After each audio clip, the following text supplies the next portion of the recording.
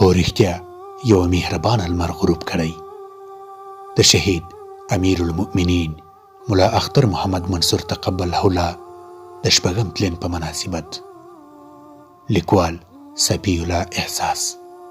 هسې خو هم زموږ د ټولو مشرانو او امیرانو قیام، جهاد او مبارزه د الله تعالی په سپېڅلې لار کې د هغه جل جلاله د رضا د حاصلولو ترڅنګ د کفر فساد د له منځه وړلو، د اسلامي نظام د نفاذ، د هیواد د استقلال ازادۍ راوستلو او مؤمن کړېدلي ولس ته د هوسا او آرام ساه ورکولو او هغوی له ظلمونو څخه د خلاصون په پار وه. او ده خو باید ووایم چې په دې برخه کې په هیواد باندې د کرغېړنې اشتغال وروسته په نسبي ډول شهید اختر محمد منصور صاحب تقبله الله تعالی ډېرې بېسارې هلې ځلې او تکلیفونه وګالل.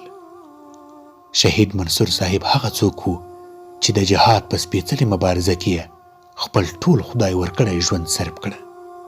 په دې پاک او سپېڅلې لار کې له هیڅ ډول تکلیف او سختۍ څخه ځان دریغ نه کړ. د الله تعالی د رضا او سپېڅلې کلمې د لوړوالي په خاطر یې د ژوند هر څه تر شا کړه او خپل ټول ژوند یې د الله تعالی په سپېڅلې عبادت باندې منور او سپېڅلی کړ او هم یې په دې لار کې ځان لولپه او ایره کړ.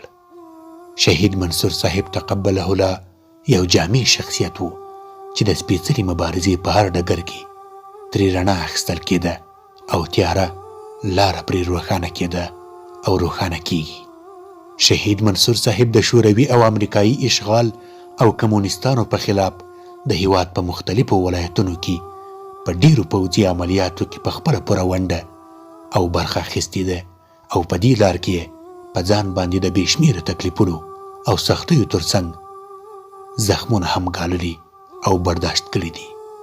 د منصور صاحب ژوند که څه هم له بې شمېره کړاوونو او چیلنجونو څخه ډک و، خو بیا یې هم خپل ټینګ عزم او سپېڅلې مبارزه په پوره همت او میړانې سره پر مخ وړله او د ژوند تر وروستۍ سلګۍ پورې له خپل عزم او قوي ارادې څخه په شا نه شو.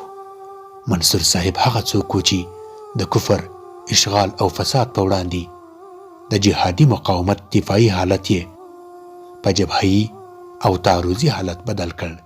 مجاهدینو او ولس ته یې نوې روحیه ورکړه او هم یې هیواد د فتحو په درشل کې راوست.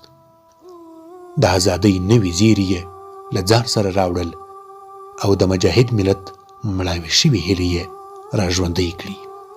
شهید منصور صاحب هغه شخصیت و چې په سختو حالاتو او ترنګللو شرایطو کې اسلامي امارت په سیاسي او پوځي ډګرونو کې داسې وځلاوه چې په ځلا یې د دښمن سترګې وبرېښېدلې.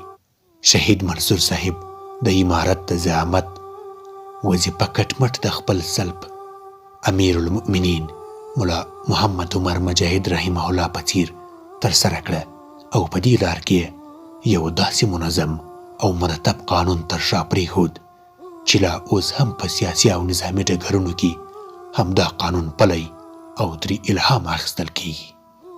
د شهید منصور صاحب تقبله الله کارنامې او ښېګڼې دومره زیاتې او بې شمېره دي چې قلم لا څه آن چې تصور یې لا هم متصور کولو څخه عاجز او پاتې راځي.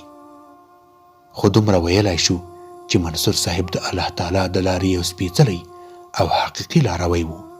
په الله تعالی یې توکل محض و، داسې توکل چې آن د سفر او حضر په مهال به یوازې او تنها اوسېده.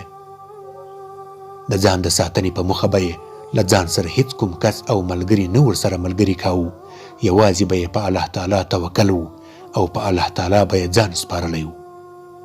منصور صاحب پر ژوند کې د الله تعالی په لار کې مقبول شهادت او په دې لار کې ځان لمبه او لولپه کول له لویو او سترو ارمانونو څخه و چې بالاخره همدا ستر ارمان یې الله تعالی لکه چې یې غوښت همهغسې ورپوره کړ او د یو جهادي سفر په مهال د دښمن د یو ناڅاپي او نامرده برید په مهال شهید شو او خپل روح یې خپل حقیقي بادار ته وسپاره.